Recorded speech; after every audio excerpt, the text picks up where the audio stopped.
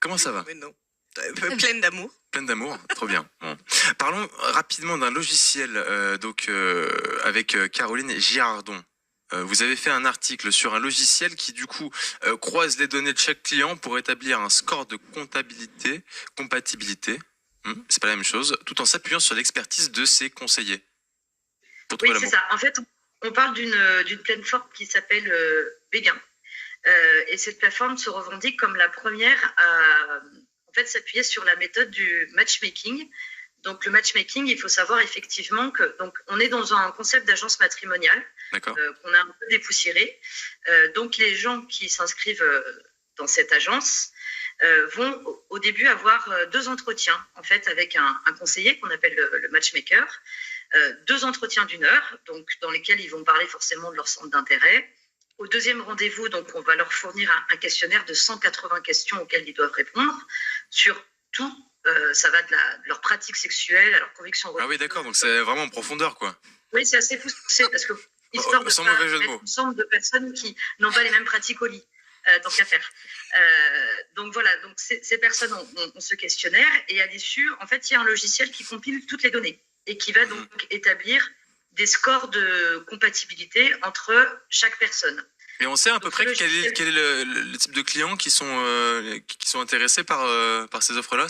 Parce qu'on pourrait s'imaginer que c'est des gens qui vraiment ont besoin, qui n'arrivent pas à trouver l'amour, quoi. Ce qu'on m'a répondu, c'est que ça allait de 21 ans à 84 ans. Ah wow, ok. Mais le gros du gros, on va dire la clientèle, c'est plutôt entre 30 et 50 et plutôt des personnes qui sont actives.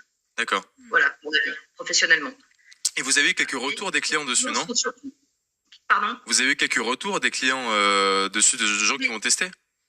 Oui, et en fait, c'est souvent des gens qui ont été lassés par les applications qu'on a sur les téléphones, parce que derrière, il y avait souvent des faux profils ou des gens qui montaient sur leur âge, sur leur taille, etc. Donc des gens qui étaient un peu déçus, et c'est pour ça qu'ils se sont tournés vers cette plateforme. Et pour eux, en tout cas, ils y ont vraiment un gage de sérieux, parce qu'effectivement, une fois que ce logiciel a compilé toutes ces données, le conseiller, donc le matchmaker, c'est lui qui intervient à nouveau et qui va encore affiner en fait les critères. Et comme il a lui-même rencontré les personnes, on va dire par son intuition, par son feeling, va lui-même choisir les personnes qui se rencontrent. Et en tout cas, les personnes que j'ai contactées qui ont témoigné dans l'article, il n'y a pas eu de loupé. En tout cas, il n'y a vraiment pas eu de profils incompatibles qui se sont rencontrés. Et donc, les personnes étaient plutôt satisfaites, effectivement, des rencontres qu'elles avaient pu faire. Écoutez, dans 11 minutes, l'émission se finit.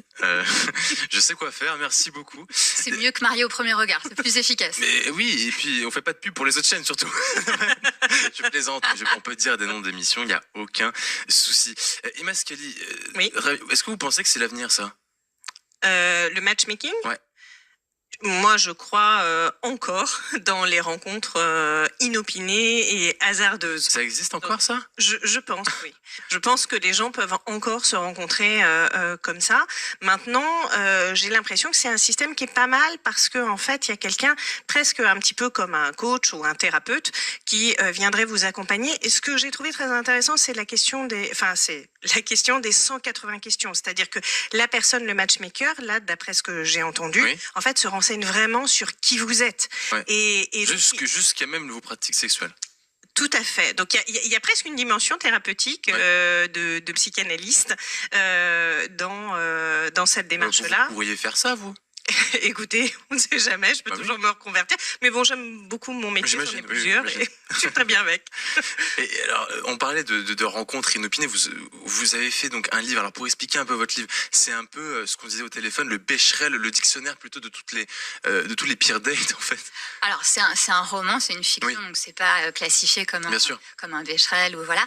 Mais effectivement, l'héroïne enchaîne les rencarts plus foireux les uns que les autres. C'est pas que je ne crois pas à l'amour 2.0, mais c'est vrai que c'est fondé sur une partie de mes expériences antérieures, puisque aujourd'hui je suis mariée et j'ai une vie beaucoup plus rangée que mon personnage, mais il y a une partie de mon passé et aussi une partie de ce que peuvent me raconter mes amis, et je pense que c'est très représentatif de notre génération. Et même si j'ai assisté à certains mariages, il y a des gens, j'ai été récemment à des mariages de personnes qui se sont rencontrées via des apps de rencontres, la majorité quand même autour des verres et des dîners nous raconte les pires rencarts en fait. Donc souvent ça se passe Enfin, il y a plus de mauvaises expériences, en tout cas de mon. Après, c'est vrai que c'est un truc qu'on se raconte souvent quand même. Hein, de rencarts foireux que de voilà. Oui, ceci dit, je pense que vous avez raison parce que, enfin moi, dans ma clinique et les gens qui viennent au cabinet me racontent aussi des rencarts vraiment parfois désastreux, risibles, etc.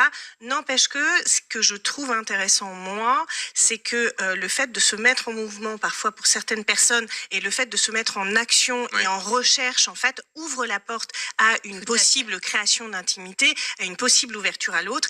Et étonnamment, en fait, ça les met en mouvement. C'est pas comme ça forcément qu'ils vont rencontrer leur âme sœur, dirait-on, mais comme ils sont ouverts à la rencontre et que la rencontre est là pour nous changer, eh bien, ça permet en fait d'ouvrir quelque chose qui va faire que finalement on va être plus attentif à une rencontre potentielle dans la vie. Je suis entièrement d'accord. Il y a aussi peut-être parfois quelque chose aussi de narcissique. Exactement. Il y a des personnes qui reprennent confiance après une rupture, par exemple. Et surtout aussi avec de belles photos un peu trafiquées aussi.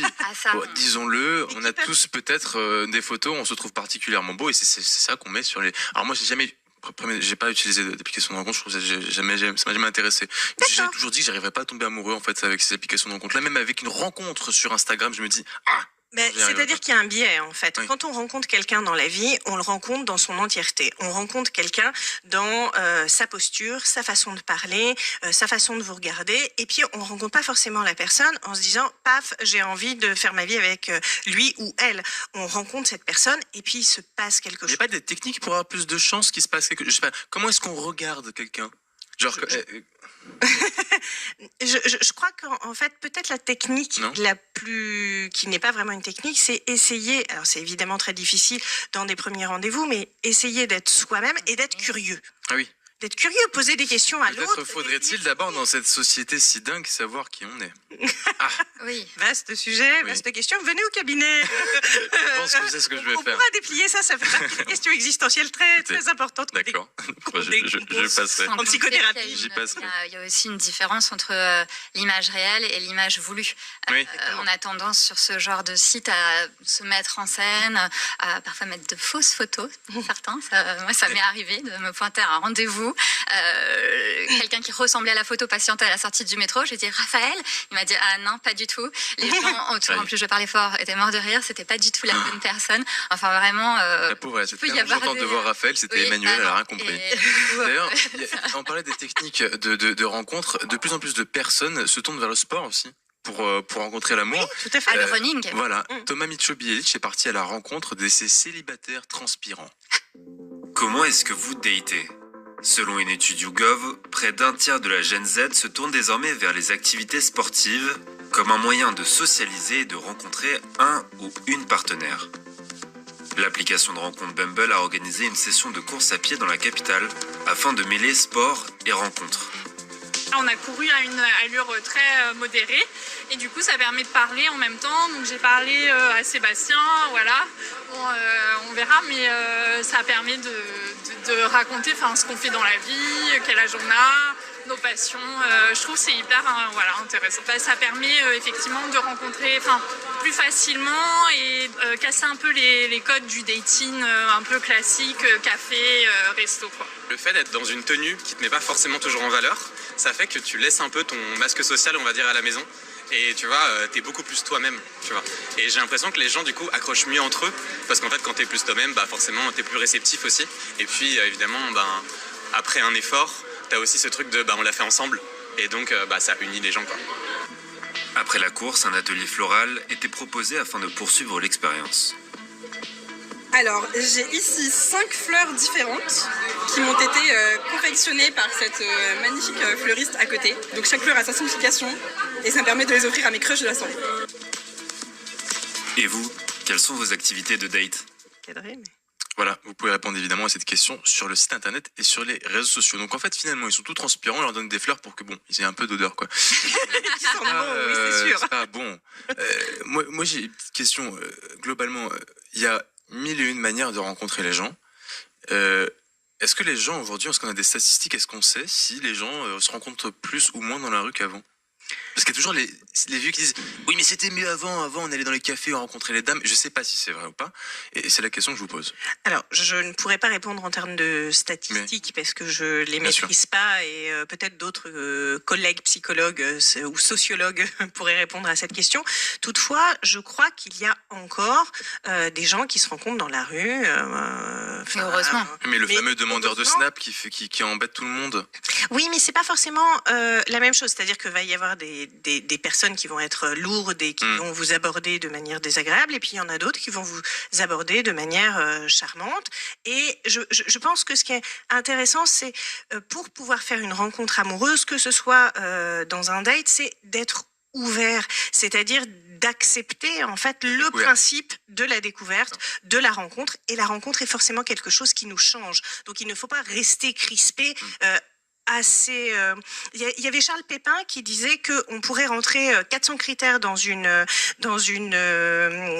application, et puis on rencontrerait cette personne qui correspond aux 400 critères. Finalement, on ne fait aucune rencontre. Voilà. Il dit pour faire la rencontre, il faut sortir de soi, et que finalement se rencontrer soi-même, c'est se rencontrer à l'occasion de l'autre, et donc quelqu'un qui nous correspond pas tout à fait. Sortir de soi pour rentrer dans l'autre. C'est une manière aussi de dire les choses. Et puis il y en a qui ont été traumatisés par ça et qui ont écrit des livres. Voilà. Est-ce qu'on peut avoir quelques petites anecdotes quand même? Ah bah oui, alors je lance même un appel, hein. Méfiez-vous. Il arrive parfois que vous pointiez que vous alliez à un rencard et que la personne débarque avec une valise, alors qu'elle est censée habiter dans la même ville que vous. D'accord. Et si cette personne n'est pas commerciale, c'est que c'est un squatter de Tinder. Voilà, je mets tout le monde en garde, ça existe.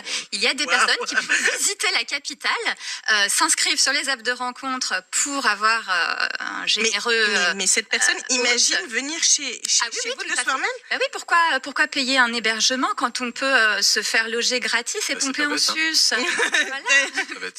C'est j'irai dormir chez vous, mais version X. Voilà, il y a des personnes qui tentent leur chance. Voilà. Attention aux valises. Une autre. Alors, il y a des personnes qui parfois peuvent être vraiment très cash. Alors en même temps, c'est ce qu'on a pu voir avec votre collègue journaliste. Finalement, c'est peut-être pas plus mal. C'est vrai qu'il y a des personnes qui brisent la glace de manière, c'est-à-dire qu'au bout de 3 SMS, sans avoir rencontré les gens, vous posent des questions sur des pratiques parfois extrêmes, enfin des choses un petit peu directes. Alors c'est vrai que ça peut être décoiffant. Après, en même temps, au vu de ce qui a été dit, peut-être qu'il vaut mieux être aligné dès le début avant de se retrouver dans un rencard. D'où le matchmaking. Voilà, donc finalement, le matchmaking peut éviter ce genre de petites conversations. Oui. Caroline Girardon nous sort toujours de bonnes infos. Elle nous tire de l'embarras. Elle nous tire de l'embarras, et c'est aussi ça, 20 minutes, c'est de bonnes idées, voilà, au cas où vous avez un petit blocage. Oui. Je fais que des mauvaises références. Pardon, je suis désolé. Tout va bien, mais on peut en discuter si vous voulez. Hein. On va en discuter après l'émission. Il y a peut-être ma mère qui regarde, s'il vous plaît. Une dernière en quelques mots. Une dernière en quelques mots. Les personnes qui sont sur les apps de rencontre alors qu'elles sont déjà engagées par ailleurs. Oui. Et alors là, j'ai trouvé le champion qui a la bonne technique pour vous, messieurs, si vous êtes infidèles. On ne dit rien sur... Moi, je ne dénonce personne. Voilà. Mais si on vous surprend, enfin, ou si des amis de votre femme vous découvrent sur les réseaux, la meilleure excuse du siècle, et je la raconte dans mon livre, c'est « mais enfin, tu n'y es pas du tout, je me suis inscrite sur l'app pour étudier son fonctionnement, pour développer une app concurrente, en fait. C'est de la veille concurrentielle. » Voilà. C'est pas mal. D'accord, la personne n'a même pas dit en fait on m'a volé mon profil. Non. Moi, je pourrais carrément dire que je fais une enquête sur les applications de rencontre. Tout à fait. Mais fantastique. Bon, bah écoutez, sur ces belles paroles, voilà, comment trouver l'amour, on vous explique comment le briser ensuite. C'est bien, on a fait vraiment toute la timeline. Écoutez, merci beaucoup mesdames, merci Caroline Girardon de nous avoir donné ces bonnes idées. Moi, quant à vous, je vais partir en week-end, je vais me reposer un peu, j'en peux plus, je suis fatigué. Et peut-être que ce soir, je vais sortir. Et dans ce cas-là, vous pourriez faire une rencontre dans la rue, dans un café, échanger avec quelqu'un pour de vrai.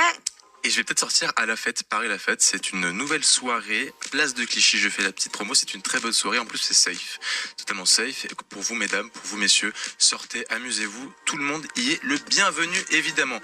On se retrouve sur les réseaux sociaux et sur Internet.